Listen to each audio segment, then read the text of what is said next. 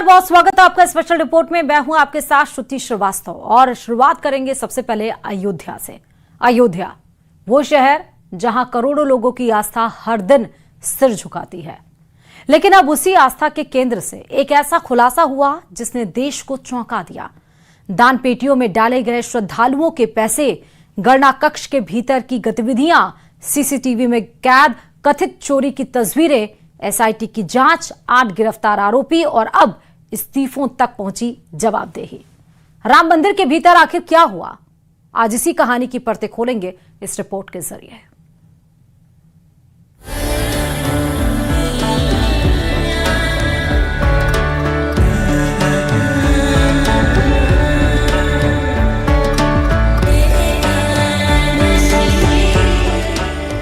राम मंदिर में श्रद्धालु जब दान पेटी में पैसा डालता है तो वो सिर्फ मुद्रा नहीं डालता, वो विश्वास डालता है, वो आस्था डालता है, वो भगवान के चरणों में अपनी श्रद्धा को समर्पित करता है।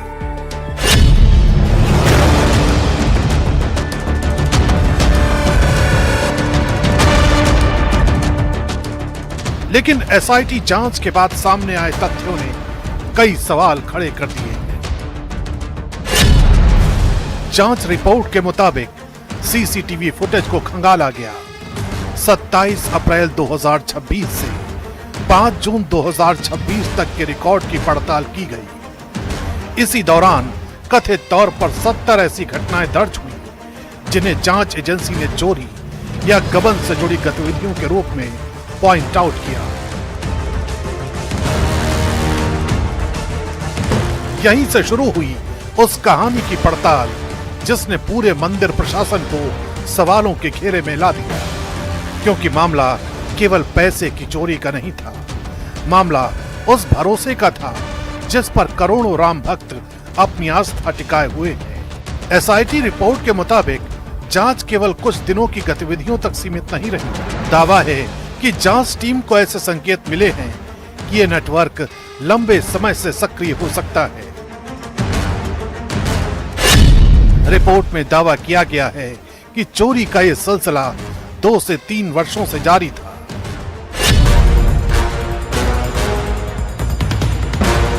जांच में इलेक्ट्रॉनिक सबूत जुटाए गए, फुटेज के एक एक फ्रेम को देखा गया, कर्मचारियों से पूछताछ हुई, बयानों का मिलान किया गया और फिर एक के बाद एक नाम जांच के दायरे में आते गए।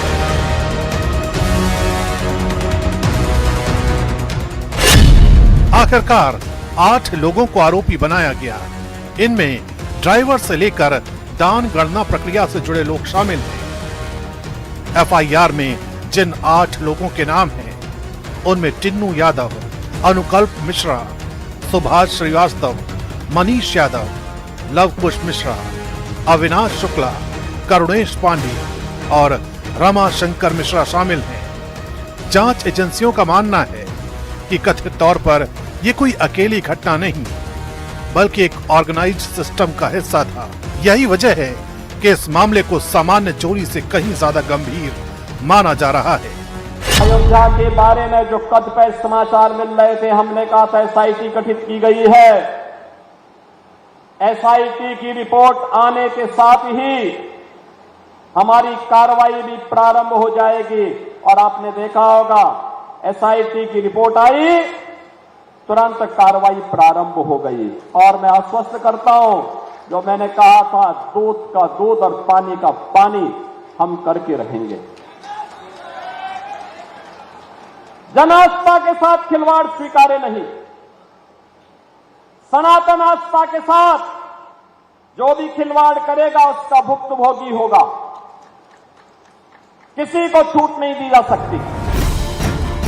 एसआईटी रिपोर्ट में टिन्नू यादव और सुभाष श्रीवास्तव की भूमिका को विशेष रूप से अहम बताया गया है।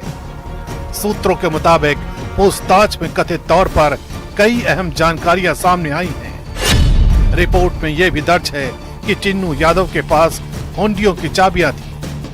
सवाल यह है कि इतनी संवेदनशील व्यवस्था में पहुंच और कंट्रोल किन प्रक्रियाओं के तहत तय किया गया था, और अगर व्यवस्था मौजूद थी तो फिर कथित तौर पर इतनी बड़ी चूक कैसे हुई?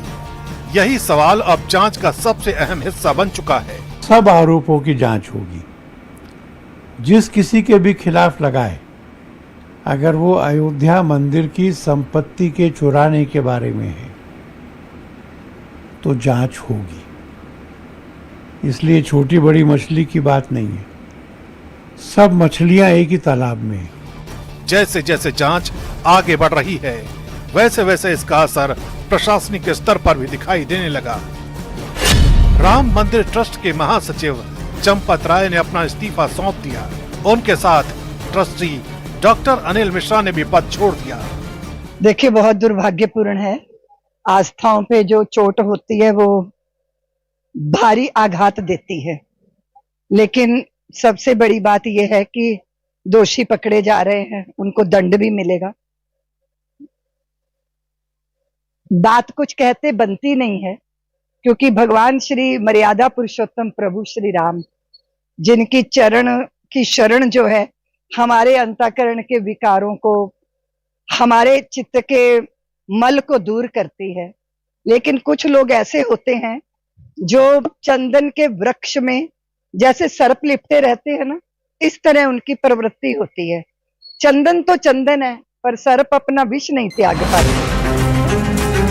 ये घटनाक्रम इसलिए महत्वपूर्ण माना गया क्योंकि मंदिर की व्यवस्था और संचालन में दोनों की अहम भूमिका रही। इस्तीफों के बाद राजनीतिक और सामाजिक बहस तेज हो गई। हालांकि अब तक एफआईआर में दोनों का नाम शामिल नहीं है, लेकिन एसआईटी रिपोर्ट में उनकी भूमिका और जिम्मेदारियों को लेकर सवाल जरूर उठाए गए हैं। ये भी एक वजह है कि समाजवादी पार्टी के अध्यक्ष अखिलेश यादव इस मुद्दे पर लगातार सरकार पर तंज कस रहे हैं। वो क्या करेंगे दूध का दूध और पानी का पानी, लालच ने मार दिया है जिनकी आंख का पानी। गणित की पढ़ाई करने का क्या फायदा जब गिनती में ही हेराफेरी हो गई, सोने चांदी में घटतोली हो गई, जेवरातों की चोरी हो गई।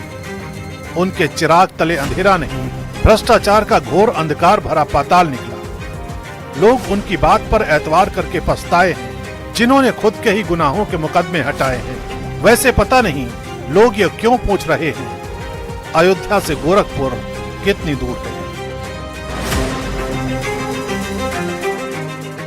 इस पूरे मामले का सबसे बड़ा संदेश शायद अदालत से आया।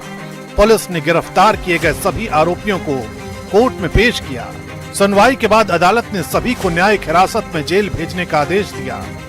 दूसरी तरफ मुख्यमंत्री योगी आदित्यनाथ ने साफ कहा कि दूध का दूध और पानी का पानी होकर रहेगा।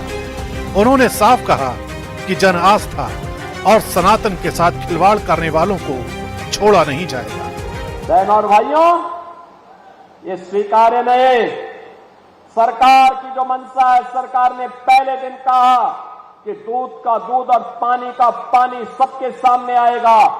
लेकिन मैं फिर से अपील करूंगा, राम भक्तों की अग्नि परीक्षा मत लो। राम भक्तों के साथ, उनकी आस्था के साथ खिलवाड़ करना बंद करो। अगर तथ्य नहीं है, पुष्ट प्रमाण नहीं है तो आरोप प्रत्यारोप बंद करो, और प्रमाण है तो एसआईटी को सबूत सहित प्रमाण प्रस्तुत करो।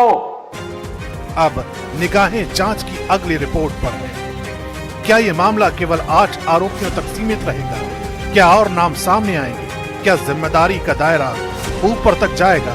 इन सवालों के जवाब अभी बाकी है, लेकिन इतना तय है कि राम मंदिर चढ़ावा चोरी मामला अब केवल एक आपराधिक जांच नहीं रहा, ये भरोसे की परीक्षा बन चुका है।